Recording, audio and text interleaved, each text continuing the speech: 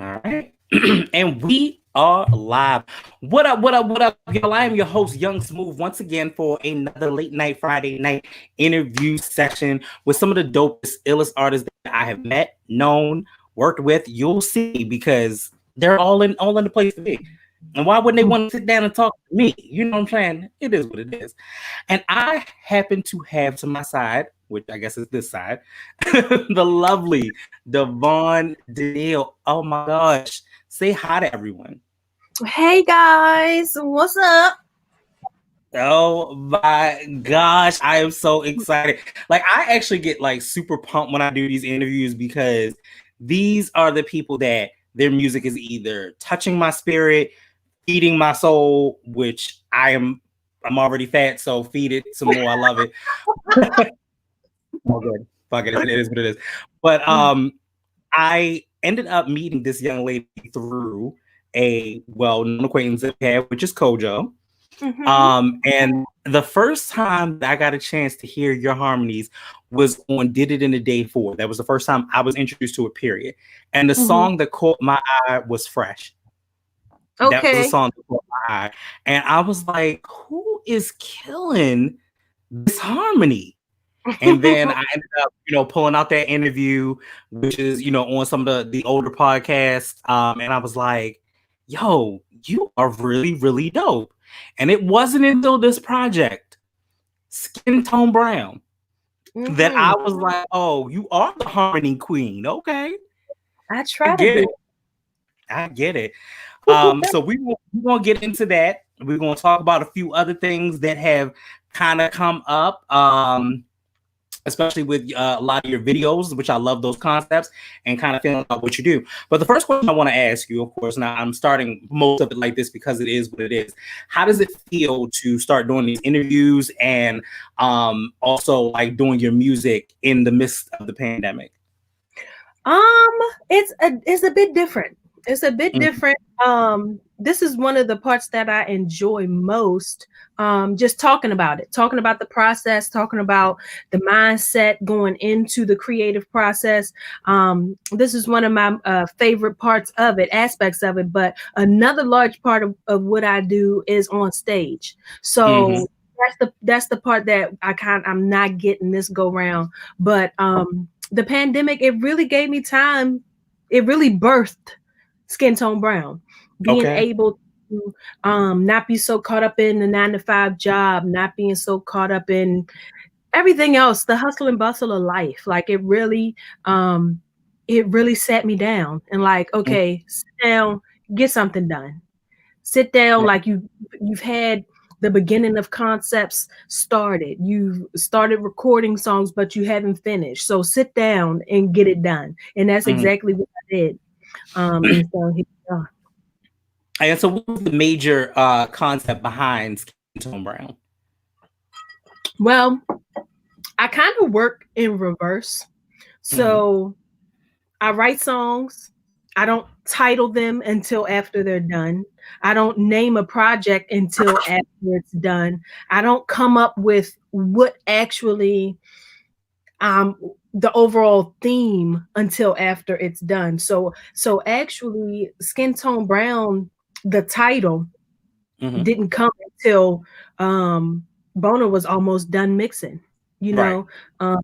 So what I came up with afterwards was I want to put, because I don't talk so much and touch on so much of like political issues in my music, I'm always singing love songs or writing about feelings or boy girl fiascos. It's like, but in the midst of all of this, there was Breonna Taylor, there was George Floyd, all of these tragedies that unfortunately, due to the circumstances, it's sad that it happens this way, but these things kind of brought the Black and brown community together. It did. It feels like, we're more unified and things. And like I said, it's unfortunate due to the circumstances, but here we are. So I wanted to create something that kind of celebrated Black and brown people and how we love on each other and how we feel. So I kind of made my stance with the title of the project, Skin Tone Brown. And I started to call it just brown. I started to call but the word brown just kept sticking with me Right. for some reason. I don't know. So I just wrote down a couple different options, ran it by a few people. I was texting friends randomly, like, number these 1 to 3, like your favorite, Which ones you your like? favorite to your least favorite.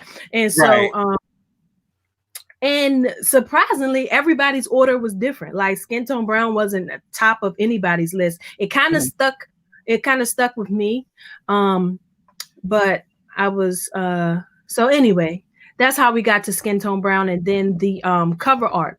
If you look in the background, there are brown color pencils. That kind of again represents the different shades of brown. And then just like a step deeper, I speak from a Black brown woman's point of view.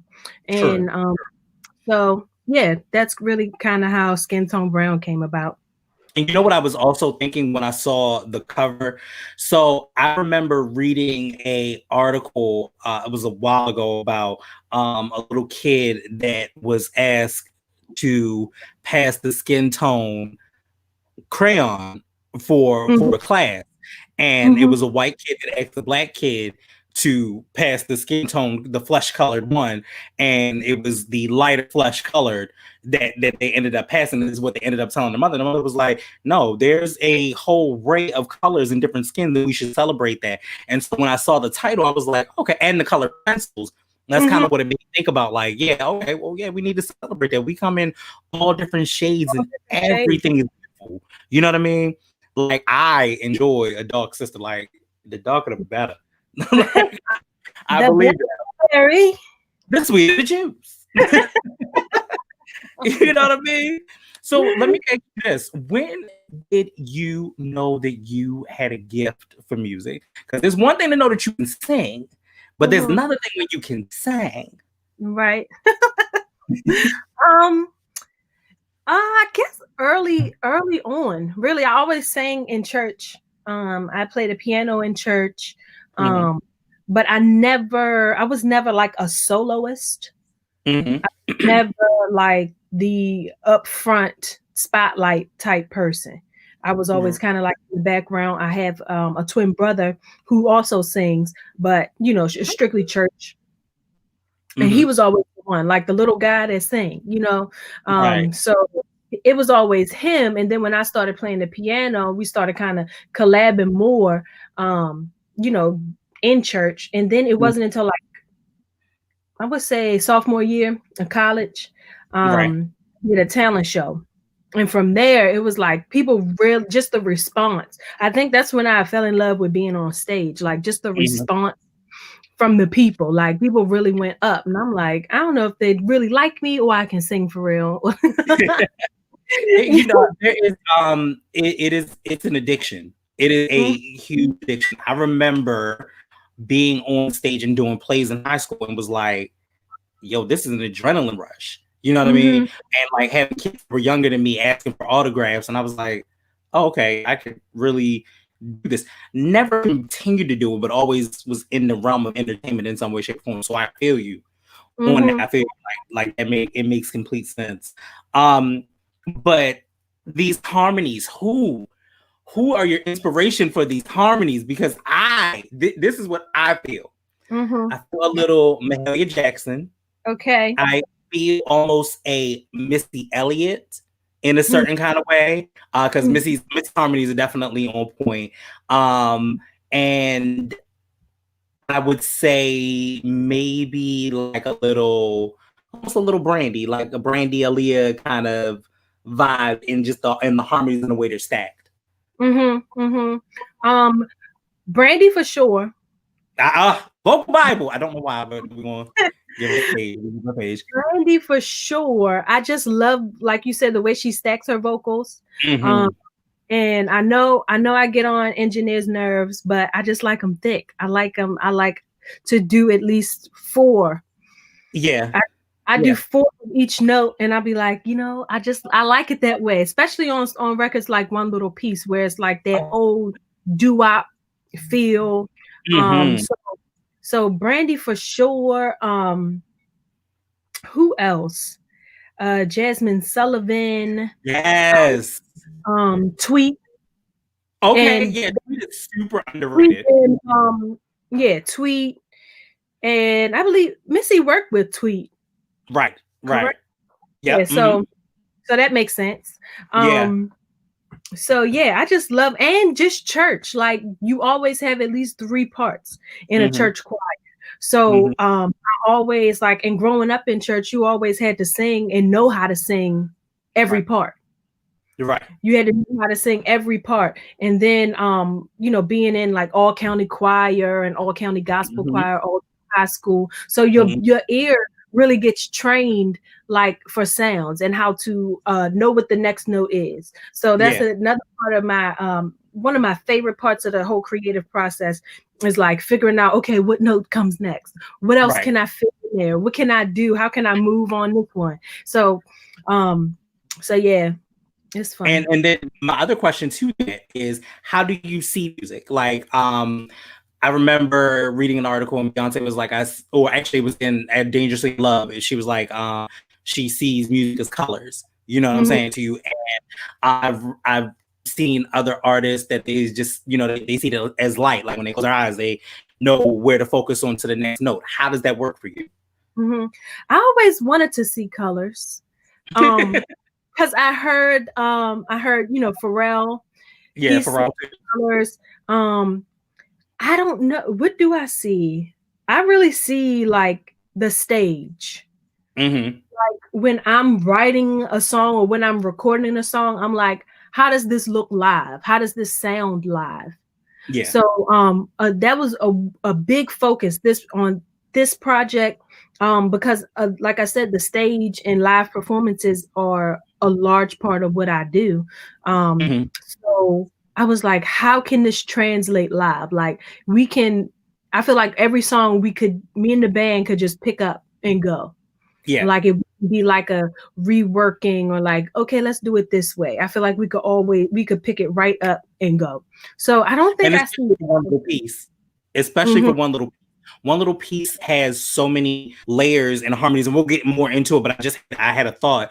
Like, it's one of those songs that you could literally say, okay, well, we could take this and we could speed it up and we could add it into the next section of whatever song, or make it its own break in some way, shape, form. But yeah, One Little Piece is definitely that pick up and go kind of song. Yes, I'm sorry, continue, my bad. So yeah, that's what I see. I see if the way I'm singing it in the studio is gonna still be the way that I sing it live. So I just think of like translating it from one aspect to the next. But I wish I could see colors. I always wondered what that felt like. Yeah, I would imagine like that's because it's like a whole different language. Like if you see something as yellow, what does that mean? Like, and I'm sure, because it's not like translated anywhere. It's just like people say, oh, music. When I listen to music, I see colors. Like it's no, this is this, it's no translation.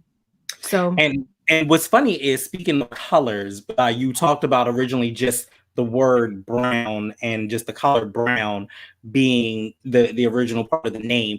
One of the one of the funny things is that me and my wife used to joke that the neo soul movement was all about brown. Like the color was brown. It was very coffee shop kind of situation. Right, exactly. This album gives me that and a little bit more, because there's definitely a big twist that I love in the album, which comes in the flow of Kojo and Comp and Dirt Road, and I love that. What I want to touch back on before we move forward into that, how did you end up connecting with Kojo? Well, we're both from Annapolis. Come on. From Annapolis. So hometown. And I'm trying to think, the first time I used to play keys for the kids choir at a church he went to. Okay, so I'm trying to think, when was the first time? Even it was, I think we met twice. One was in church, one was in the barbershop. I used to have a mohawk. So I used to stay in the barbershop, having my fresh shape up, staying Right. in order. So I ran Mhm. into him once in the barbershop and once in church. And I can't remember which one came first, but he was like, yo, we need to work, we need to work, we need to work. And so he sent me something, and the way he recalls the story, he sent me a song and was like, this is what I wanted to be, like woo woo woo. And then I called him back like in record time, like, all right, I'm done. And sang him the song, sang him the hook over the phone. And he was Mhm. like, that he's serious. Like, she works quick. So Mhm. then we got in the studio the first couple times, and then it's just been history since then. Yeah, I love the magic that you guys create, especially if we want to talk about a song that's off record on his latest project, Summertime. Summertime Okay. is amazing. It is my favorite. It is my absolute Oh. favorite song. I love it, I love it for the fact that, and I'm definitely going to go into that with him, but I love it for the fact that you have all of these outstanding women in one rap project, and all of it goes together. It coincides. So, But I'm right. Coincides so well, and it all kind of blends, and nobody's overpowering one another. And it's just like, and that goes to speak to your church aspect of it all, where it's like, okay, I understand where this harmony is, and I'm going to either stack on top of it or stack underneath of it. So that is one of my favorite songs. I have to gush about that. And I was like, when I heard it, I heard your voice in it too. I was like, because I didn't read it first. I didn't read it. I just, what I don't do before the title of anything, I will listen to it for the experience. You know what I'm saying? So then I don't want to know what your title was. I don't want to know what anything is. I won't look at it. And I was like, I heard Colada. I was like, oh. I heard some other voice. I'm like, oh. Oh, and like I heard men female before it even got to him rapping. And I was like, this is a vibe. Again, but I'm but right. So I was like, oh, this is a whole vibe. I'm really, really feeling this. So yeah, Summertime is one of my favorites. And I'm sorry, I know this interview is about me gushing, but my love for music, don't nobody love it like I do. Don't nobody love it like I do. So yeah, they don't. They don't. I feel like people don't have the respect for R&B and pop the way that I do. Like, I love it. It's my morning cup of tea. It is my melatonin at night. yeah, I appreciate that, because I always wonder, like, how people feel about R&B. What is people's relationship with R&B music? Because I feel like not what it should be, but I know what mine is. So I try to, hold fast and strong to that. But I just feel like the love for R&B is really being left by the wayside. So I'm gonna give you an answer to that, and then I'm going to have you answer the question again. So my answer to that is this: R&B is definitely not what it used to be. There was a moment in time when R&B was love, relationships, how to love, heartbreak, who to love. You know what I'm saying? All of those things. Now it's just fucking, and I have a problem with that. Like, I'm not. Why we do, I mean, can I get a meal first? Can we talk? You know what I'm saying? You want to get to know me? What's my name? Would you like to know my last name? Just saying. But yeah, it's that particular point. Then with the harmonies, because harmonies are so big, and we're so big in R&B before it became nothing, because I don't know what it is now. But there is a moment where you can say, I'll give you a song just for instance, and this is just a random song. Nobody's supposed to be here. When you get to that bridge, and you want to take it out because nobody was supposed to be here, because you had tried that love thing for the last time, but you opened my heart again, and then you just and you're singing. And those are the moments that R&B should be for you. When it is not, and we just Chris Browning and gyrating on stuff. I'm like, sit down.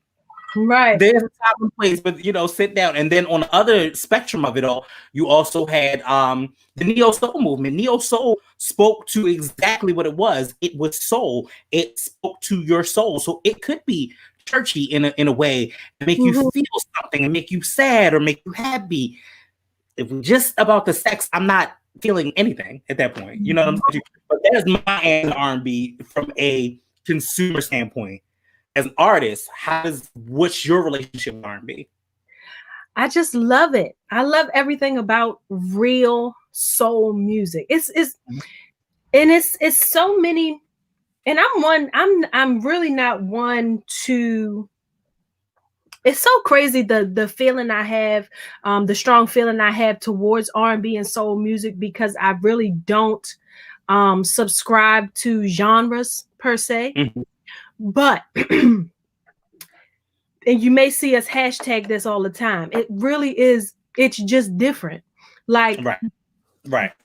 Knowing how to sing and singing from somewhere. Like when you're singing from somewhere where the consumer and listener can feel it. I feel like R&B, real R&B and soul music, people can feel. They just don't like listening to it. And I think that's the difference. And I think that's the difference between people who know how to sing and people who sing from somewhere, if that makes sense. Yeah, no, it does. It really makes sense. It really makes a lot of sense. And so the way that I record my music is presenting just that. Like you can fit, like when I do those real thick stacked harmonies, you can't help but feel it. You can't help. You can't help it. Because I literally stayed in that room. It was you, me, and a few other people. And then while Craig was mixing it down, and for one little piece, every time he played it, even when he was stacking the harmonies with no music by itself, I was like, this song is awesome. So my head is already working on treatments for videos, all of that stuff. Like my mind goes there instantly, but I'm just like, and then I'm like listening to it, and then I heard the words, and then when you did the video, I hit you the other day, and I was like, so you just gonna kill it and make it sound just like the record? So that's what we're doing. We just making it sound like the record. Like it spoke to you. When I tell you this is the ultimate best single on there.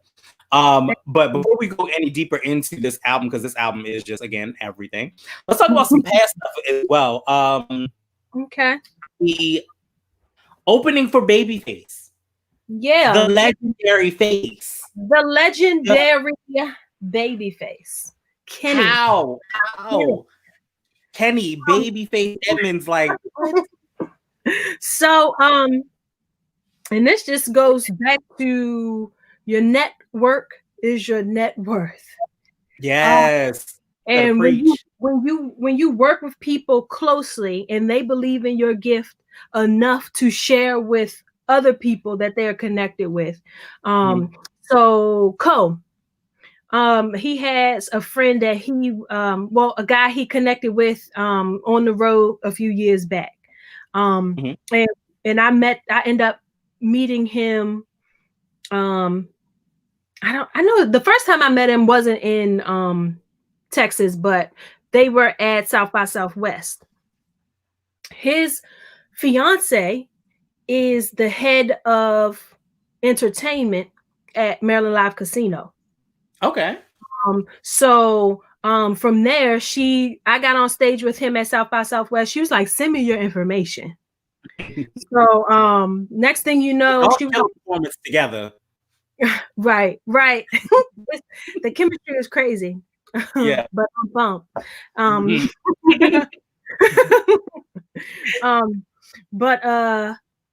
Yeah, so she was like, "Send me your information." And then she emailed me like, "You'll be hearing from somebody else." Next thing you know, I'm performing at the casino at the Prime Rib at Maryland Live Casino. I did it for like 6 months, all the way up until the pandemic. I'm performing at the Prime Rib. I'm performing at another restaurant in the casino called David's. And I had some other dates for other areas in the casino. And then they send me an email like, hey, would you be interested in opening for Babyface? I'm like, what? Floored. I'm like about to throw my phone like,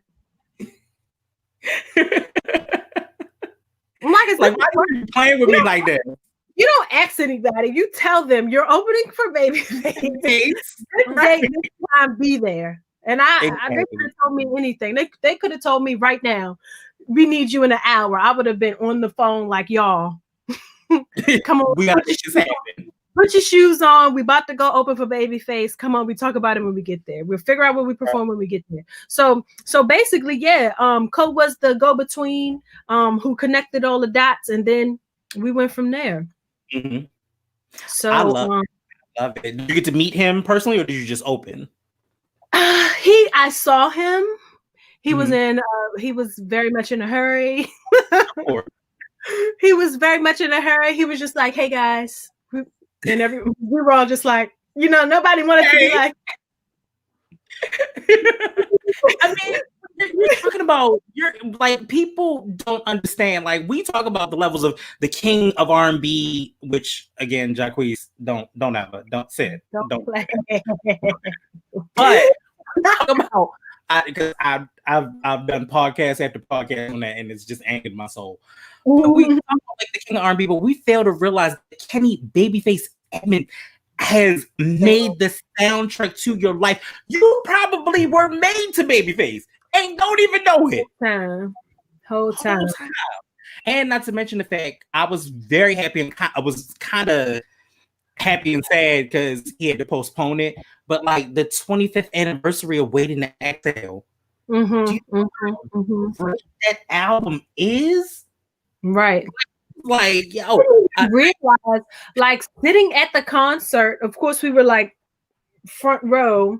Yeah. I didn't even realize I knew he had written he pretty much wrote all of the 90s R&B. Pretty much. And but I didn't even realize some of the songs he was performing. I'm like, dang, he wrote that. And he wrote that. And he wrote that. Like, I was blown away. It was a really good show. It was a really good show. A really good experience for me. I think that may have been one of the largest stages I've touched thus far. Thus far. By far the most potent of them all. Right. By far the most potent of them all. It was a little different because Face's audience is a bit older, mature. They're a bit mature, so I got a whole bunch of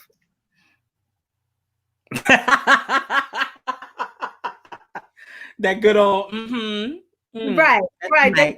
They didn't have too much energy. They didn't give you too much, but I was grateful. It was like skill. Where's Babyface? She's cute. Right. So but the difference is they were quiet and they were quiet. So I knew they were attentive. They didn't talk through my set or anything. So which is good. Right. So it was good. It was a great experience. Now imagine if you would have hit them with one little piece. Now see, that might would have took that may have took them up. Just a little bit. They might have went from here to right here. Like they was So Skin Tone Brown is again the name of the album, which is amazing. I have a few favorites that I want to go over, but before we go into it, because we're almost into it, because I gotta get the meat potatoes of it because it's so much. What was it like working with Bona? That is a huge thing. I always love to get that feedback because that's my guy. That's my guy. I love to know what other people feel about that. I love working with Bona. I mean, with any engineer, we're always going to have our, differences of opinion. But at the end of the day, we meet in the middle. We meet in the middle when he was mixing. When he was doing like the final mix. I was like, "Ooh, I don't know about that one, child. I don't know." And he's like, all right, I'm gonna just turn it down. Then I'm gonna just turn it down. I'm like, okay, fine. But Right. overall, he really did. The difference between him and other engineers was that he really cares. He really cares what the artist sounds like. He cares about the overall outcome. Like Mhm. he's not just a push record and collect your money type of engineer. So that's what I Right. really Exactly. appreciate. I have not run across another engineer who puts as much work into a song, let alone a Right. project with him. So Right. and then the fact that he's really invested. He's really invested in the overall goal. And so yeah, it's different. It's different working with It him. is, and I think that like I talked to him on his interview. I One of the things that I enjoy is that there's a language dynamic that you get with certain people. Like he does a thing where he has to fill you out first, and once he's in Mhm, that group with you, he's in that group with you. You know what I'm saying to you? mhm. So I'm like, yo, bro, whatever you need. If you need me to Because write a verse, I'm here for. You need to work, I'm here. Whatever you need. because too And I really like that. he's not gonna care more about your music than you care about your music. Exactly. So if we Exactly. know that you are invested in yourself as an artist and what you're Mhm. doing, but if you just in there like on some crazy, I just want to be in the studio for Snapchat or Yeah. whatever, Yeah. it's just like whatever. But for When people, that happens, that's when I get a FaceTime. I'm like, he's like, bruh, why? Why am I like, you know why you doing it, bruh? You know why. then he'll post about you on Facebook. Yes. For those types of sessions, he'll post on Yes, Facebook. you go. Oh, and that is hilarious. And it's funny because I think real artists would all get a real kick out, like, yeah, I know what you're talking about, bro. I know who you're Right, talking about. right. hmm So So, yeah, that's my man's. That's my man's. So let's get into this, okay? mhm. Because again, when something feeds my soul, I got to talk about it because it's doing me Talk about it. all types of justice, make me feel tingly inside and happy every day. Every day since this project has come out. September 25th was the day that it dropped. I am like, OMG, every morning. Like, really, honestly, as we're sitting here talking, one little piece is in my head. It is, I can't get it out. I'm trying every moment to get it out, and that's all I hear. I hear the harmonies, I hear going up, going down. If you are not streaming this on every major platform, what are you doing with your life? Is what I'd like to ask. These are the You questions. gotta be asleep. And I'm telling you. But first, let's start off with Peanut Butter Brown. And Mm-hmm. I have not met this young lady, but her Mm-hmm. poetry has spoken to me in all type of ways that I like. So, because I think you took me up and you took me down, and I appreciate it. But what was it like working with Whiskey Girl? I love whiskey. Mhm. Whiskey is by far one of my favorite writers ever. Yeah, yeah, And if you ever, she performs, she's so spitfire, like it just keep like, you know how some poets hit you with the and do that right, do that. right. The beatnik kind of situation. Yes, but she's just like boom, boom, boom, boom, boom, boom. And every line you feel it, you hear it, like Everyone it's so does. real. It's so real. Like one time, I think she had it was one of her birthday events. She had a birthday event in DC maybe 2 years Mhm. ago. And I'm in there like crying. Like I don't have kids, but she was like Mhm. talking something like about single motherhood and whatever, Yeah. whatever. And it's just like this is real. Like when people are speaking and presenting their work in a way and you can tell that they are living and breathing what they're talking about, it just hitting a Mhm. whole different way. So she's always been ever since I've met her, which has been probably 4 or 5 years now, we've known each other. But the process, I told her, I said, I don't know what I'm going to call the project. I want you to be on the intro. I want you to be on the first song. I wanted to touch on love, touch, Mm-hmm. brown skin, man, Right. woman, I just threw a whole bunch of stuff at her. And I said, throw something like peanut butter in there. Peanut butter, Mm-hmm. as it pertains to, that's what I said, peanut butter as it pertains to skin tone, touch, taste, smell, anything. It Yes, hit because all the when you are senses. when you are peanut butter smooth but not chunky, I was like, Mhm, oh, mhm, mhm. yes. Right. It hit me. It hit me. I was there. I was with it. And when she sent, and I didn't send her anything I had. I didn't send her the track that it was going to be on. I didn't Really? send her what I had because really I was banking on her to finish creating around what she gave me. Mm-hmm. So I had a little bit of it, but not a bunch. I wanted to Mm-hmm. wait until she gave me what she was gonna send, and then it sat just so perfectly. It sat so perfectly on the beat, Right. um, and that was the magic of it. That was the magic of it to the unknown factor for her because she didn't know what she just sent me a voice note with the vocals on it, Right. and then it turned into be what it was. I think I had the first part sorta, and Mm-hmm. then after the part that comes after her, I'm like, okay, now I got it. Like I just fed off of her. So she's Gotcha. welcome. Gotcha. She's I welcome. love that. I love that. And I love the fact that that is the beat is that's the beginning and the end track as Yeah. well. Yes, Yeah. come on Love and that. pay attention. What do you Come mean? on and I, pay attention. yo, I was like, okay, I told you it feeds my soul. You must listen to your soul. You do not sit back and be like, oh, well, I heard it. It was nice. No, the shit was dope. Like, let's Come keep the shit on and 100. pay attention. So the first one, so shout out to Rolo, another Annapolis native. Um I actually stole the beat from Kojo. He gave it to Ko. Mm. And he was like, yo, these the beats Ro just gave me, boop, boop, boop, boop, boop. When this one came on, I was like, you don't want that. I'm like, you don't want that. Mhm. He was like, yo, I'm about to call Ro right now. He was like, I knew you was gonna say that. He said, as soon as he played it, I'm like, watch Davonne try to take this. And I was like, it sound like because it's like a loop. It doesn't really Yeah. go anywhere, but you can't help but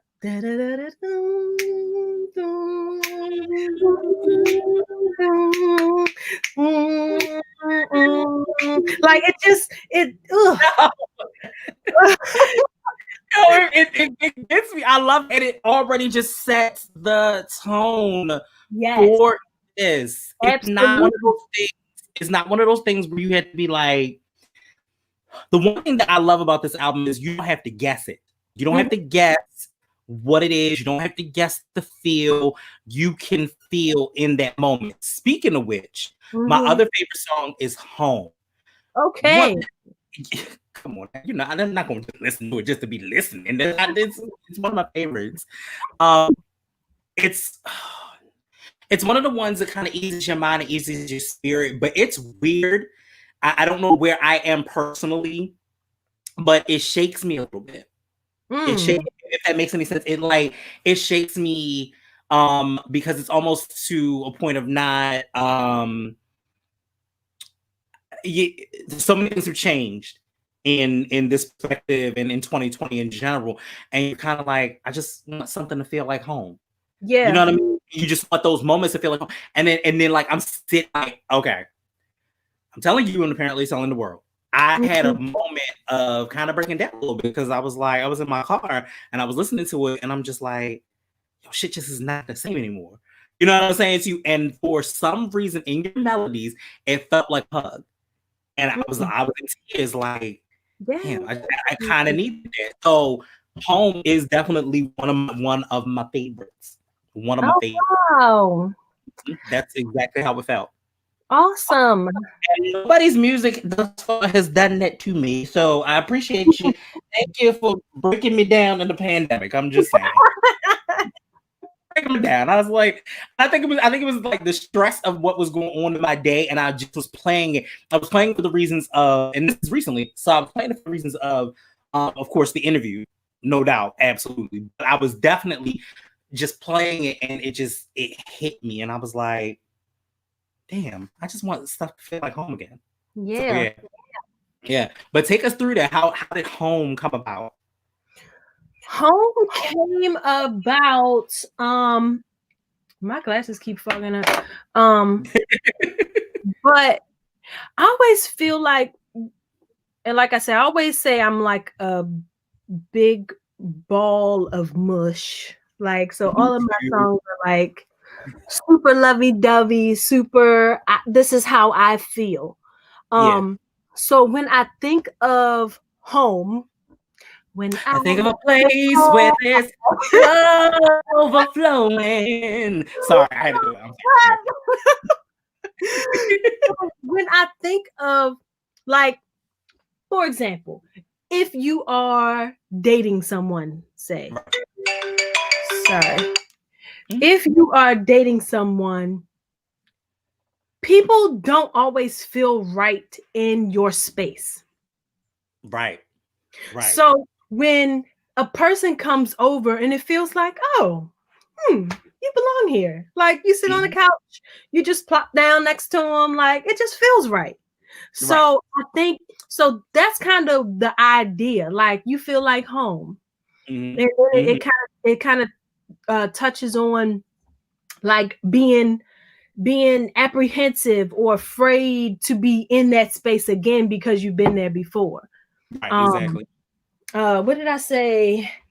I thought it would be hard to find. I stopped looking, then love found me. Yeah. So like, like I've been heartbroken before. I thought I'd never find myself in this position again. And, you know, unknowingly, here I am again. Right. Exactly. So, I get that. Being kind of scared, but you know what? This kind of feels right. I'm relaxed.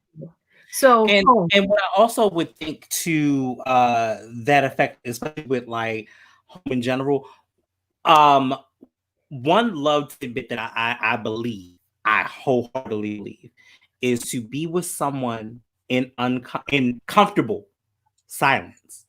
Yeah. Yo, if you can be with somebody in comfortable silence, friendship or not, or being in an intimate relationship, like, yo, if you can be with them in silence, that is all the more better. Like with my wife, I've found like there are times where I could just be comfortable with hearing her breathe. Like, you don't have to say anything. Like, being in the same space, breathing the same air. Exactly. Home. Feeling like home. Exactly. You know, I had to take that. You know, that's the whiz is everything. Okay. So then we have to get to the track I have been talking about forever, which was One Little Piece. I can't get it out of my head. It is awesome.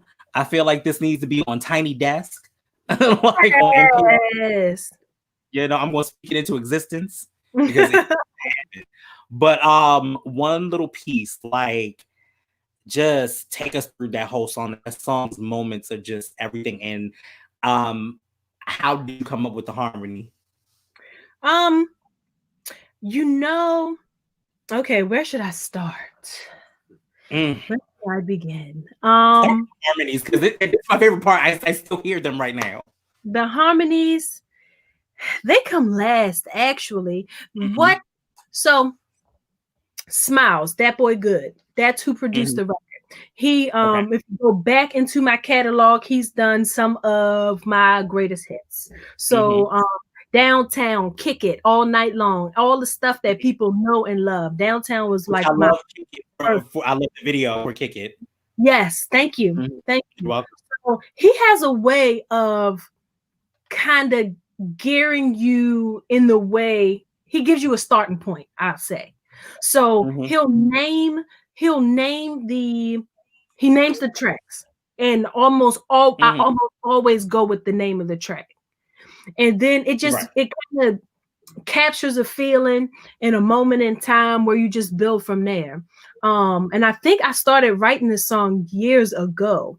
And I really didn't know where I wanted to go, but I know I wanted to build off of that One Little Piece sample. So I was thinking of I won't say exactly who, but a female in my family who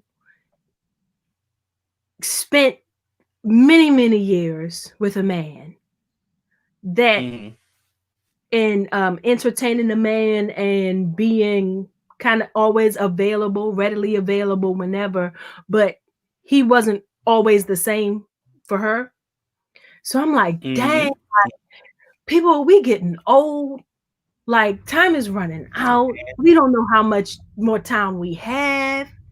So I'm Mm-hmm. like, damn, I hope she still know how to love. Like when he's done, you know what I mean? Because it's like I Mm-hmm. feel like guys can always just be done at Right. certain times. So that's where the opening line comes from. I hope I still know how to love when you're done with me. And then I'm Yes. like, this beat, and I'm like, this beat is like so like old timey doo wop, like dun, dun, Mm-hmm. mm. So, and then I'm like, I do. And then a lot of times when I'm writing, Yeah. I always I'm a lot, sorry. It makes me happy. Go a ahead. I'm lot of sorry. Woo. times I feel like when I'm writing, I don't leave a lot of space. Mm-hmm. Like and I think this comes from being in the studio with rappers so much, and it's just like always boop boop boop boop boop boop boop boop boop Right. boop boop. So I'm Right. like, I want to leave space in this song. Like this beat deserves space. Mm-hmm. So I'm like, I'm not gonna crowd the verses with a lot of words. I'd rather put more feeling than words. Like so everything I say has to hit equally as hard as the next line. You see, so I Mm-hmm. said, you know, I hope I still know how to love when you're done with me. The song could have cut off right there. Right. The song really could have cut off there. Like, dang, like Right. seriously, like Right. that's real. That's real. Like, think of like all of the borderline relationships people are in, all of the like Right. gray area relationships. Like, okay, well, I hope that at some point when you feel like this isn't working for you, I hope I still have enough after I Mm-hmm. done gave you all that I feel like I have. Right. Um, And will I be able to re-give it to someone else? correct, correct. Because the So, shit is hard. It's hard. I'm telling y'all single people out here, this shit is hard. Okay, it is hard. You think it's hard to be in a relationship? It's hard to be married to somebody too. Shit's hard. It's tiresome. It's a lot of work. So don't just jump into it for the fun. Don't jump into it because you want a wedding. It is right, work. When you get married, you are an LLC. Okay, you are a right. company. You are a business. You are lovers. You are partners. You are all of these things. So don't be giving your piece away. But you know what? Because look, I can't do this no more. Hold on 1 second. Ain't nobody got time for this. But because I think honestly that people need to understand the level of the greatness. Mhm. Okay, that is Miss Danielle. Because for me, the song does everything for me. It it it lifts me every morning, Amen. every single morning, Amen. and I'm just like, oh, this is what we gonna do. So what I'm gonna do is, I'm actually, with your permission, I'm gonna actually play the song because Oh, help I needed yourself. it. I needed it in my spirit. It was, this is impromptu, so I was like, I wasn't ready, but I am now. Um, you wanna go there? Come on. No, no, no, no, no. Mm-mm, mm-mm. Don't do that before I get sued. There we go. I'm sorry. I'm just going to marinate in this real quick. Okay, let me. I hope I still know how to love when you're done with me. Still have enough, gave you everything. You say you want this to work, I really do too. I can do all the work. What you gonna do, boy? I need someone. Mm-hmm. Can you spell little piece of your love? I just need one little piece of your heart.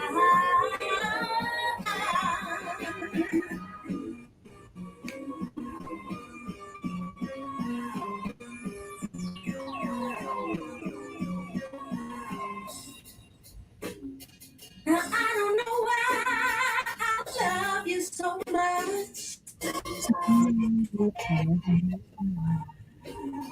I'll settle for just a piece of your love. Now you treat me real nice, shit ain't right. I want you every night. Come on, I just need someone to let me know.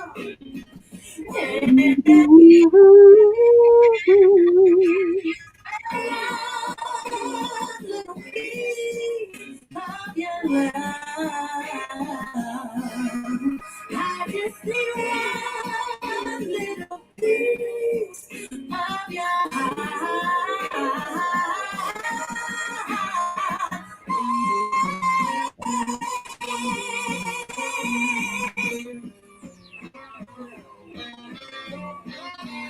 One little piece at a time until you find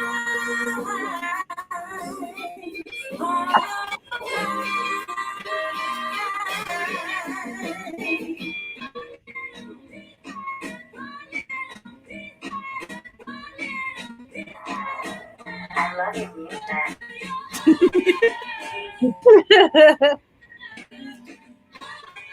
Okay, the rest of my day could go fine. I'm sorry. The rest of my day. So that is what I look like in my car.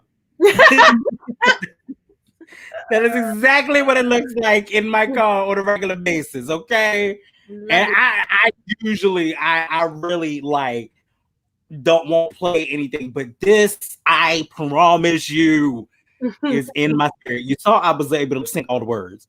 You were singing along. Right? I was like, yes. You were singing along. But you know what? And the reason why is because again, it speaks to me. Good harmonies speak to my soul and my spirit.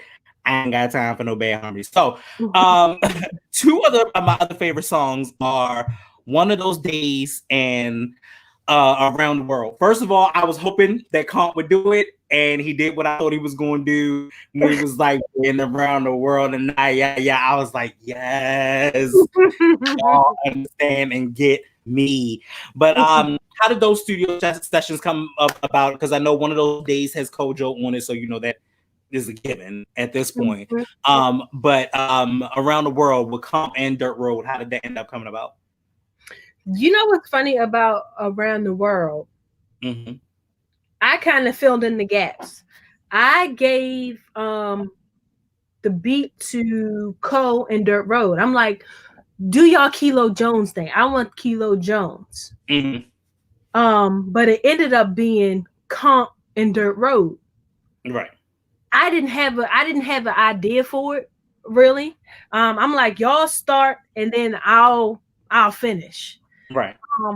So they had the beat. I wasn't at the studio this night. And that's what the Holy Ghost told them to do. So I filled in the gaps. Yeah. And so I got the song back. I'm like, oh. It's a different perspective. And what I like is it pushes to a different level in the music. Like it's like there's a lot of deep retrospectiveness, and then all of a sudden you get this moment where you're just like, oh, you know what? I do think like that. Okay, I do know these people. I do know, so I loved every moment of I didn't really know where I was gonna go. I'm like, yeah, they're saying what they're saying. yeah. Like, so that really pushed my pen. That really pushed like, where am I gonna come from with this? Yeah.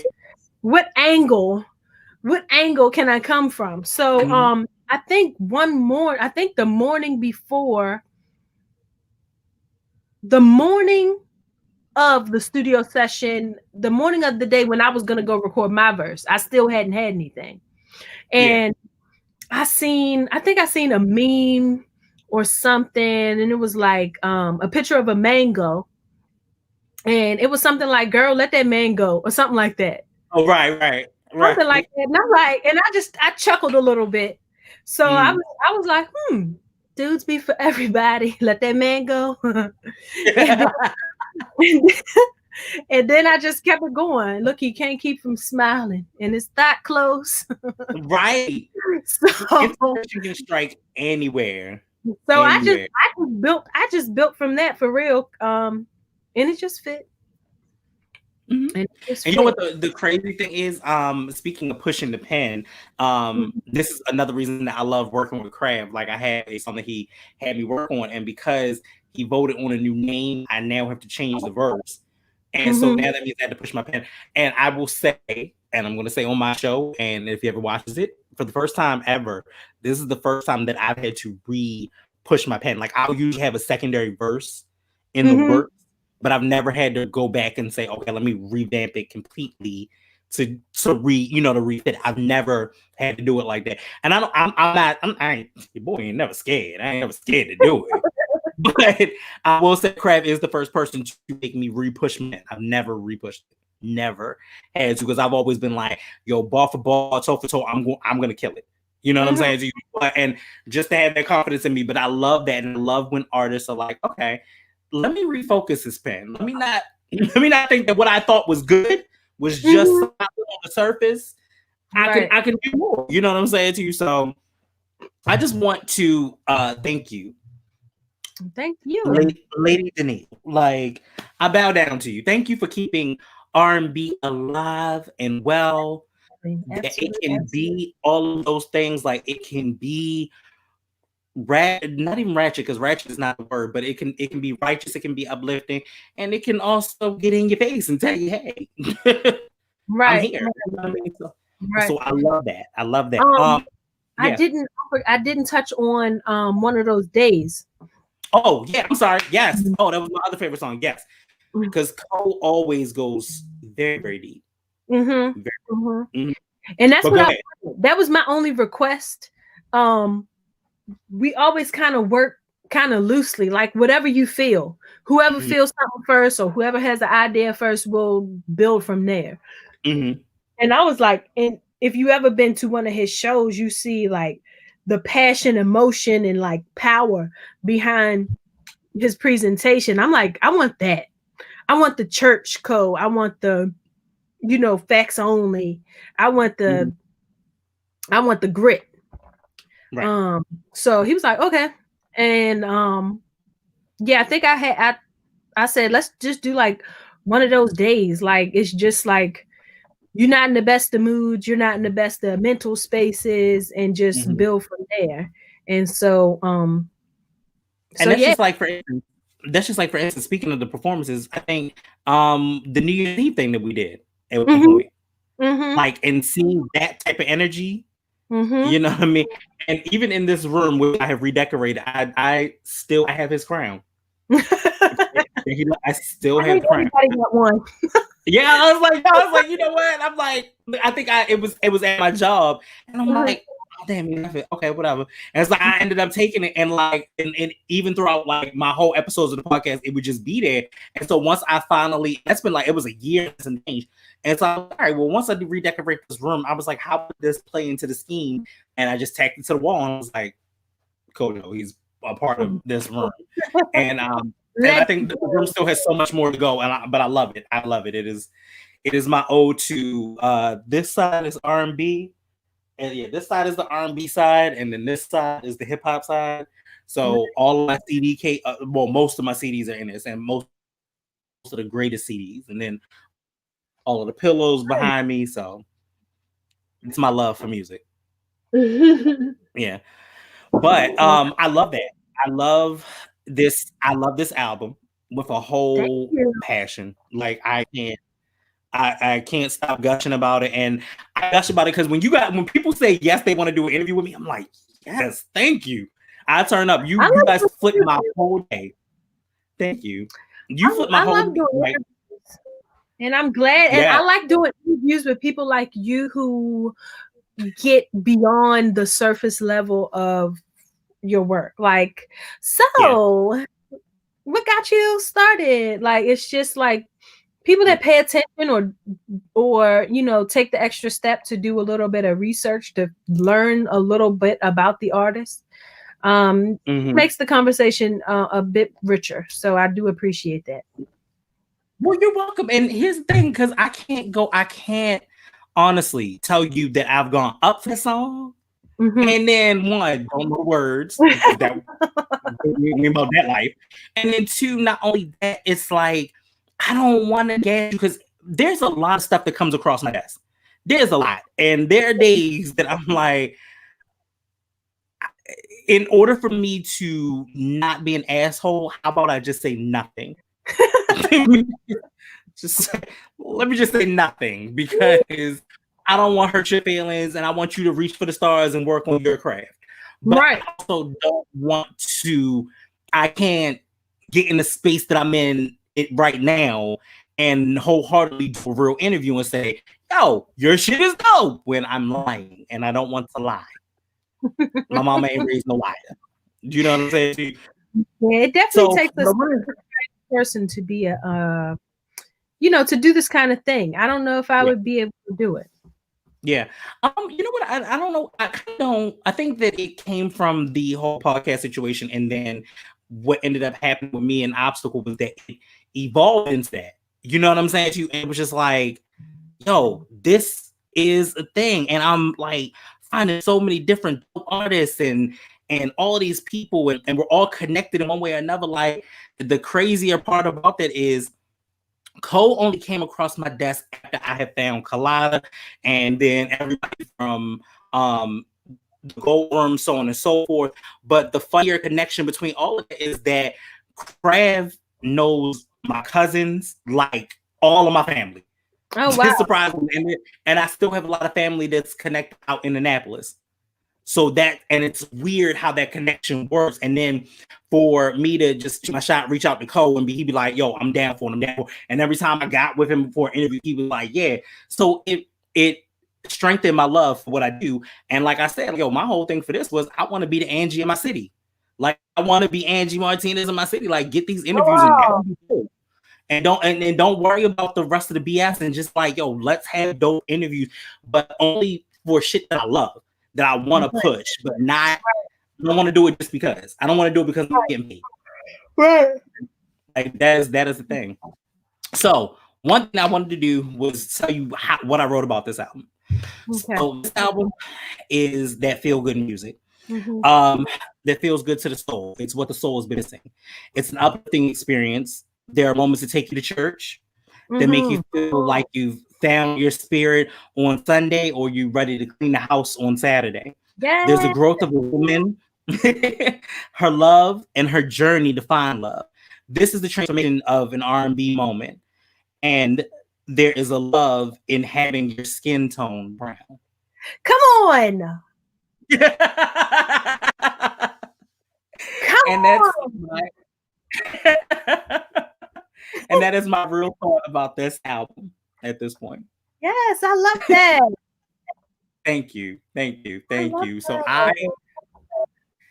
again, an amazing interview, and you and I, you know, man, we have such good chemistry, and we've always worked well together. So I'm excited about that, and hope to always work well on any project in the future, and anything you need. Of course, you call the kid. Yes, so, I certainly will. Absolutely. So, where can they find you in this amazing project? So, everybody can follow me everywhere at Davonne Danielle, all your social media platforms, and Skin Tone Brown is streaming right now on all streaming platforms. Wherever you listen to your music, it is available. So please find your way there. Wherever you like to enjoy your music, you can find me there, as well as a few other projects of mine, and other features you can find. So, dig into, it's available. I'm very Googleable. So, you can dig into the catalog a little bit and see what you like. Kind of chart the growth over the years. So, yep, Davonne Danielle, everywhere you can find me. Absolutely. And not to mention the fact that